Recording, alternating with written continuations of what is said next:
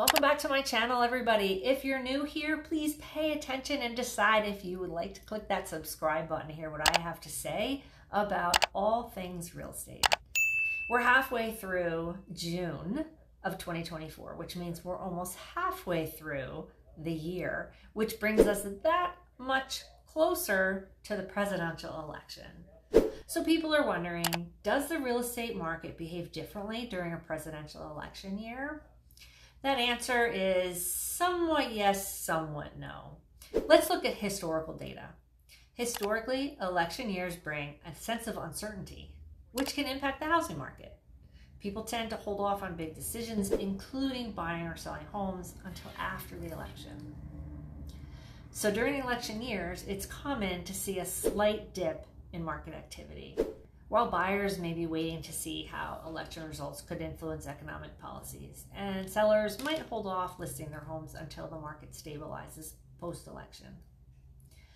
As you know, one significant factor that's influenced by elections is economic policy. The new administration's stance on taxes, interest rates, and housing regulations could impact mortgage rates and therefore housing affordability. Mortgage rates actually decreased leading up to 8 of the last 11 election years.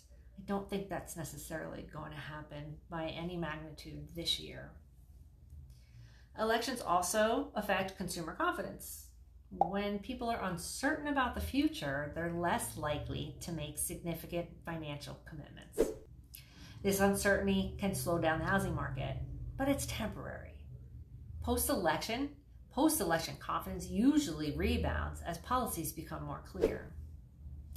Data shows that home sales and home prices often increase after an election. In 7 of the last 8 elections, home prices went up.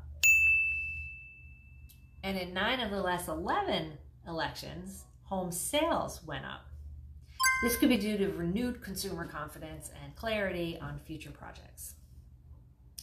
It's important to note that while elections can cause short-term fluctuations, the long-term impact on the housing market is typically minimal.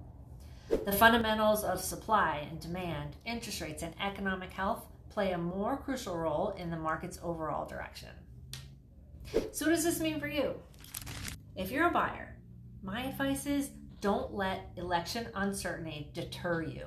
Focus on your long-term goals and your financial situation as you see it today and as it may be in your future.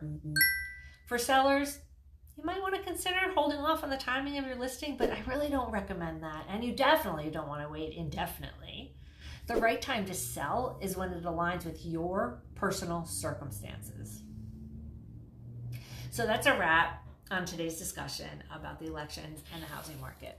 If you found this video helpful, please give it a thumbs up, leave me a comment.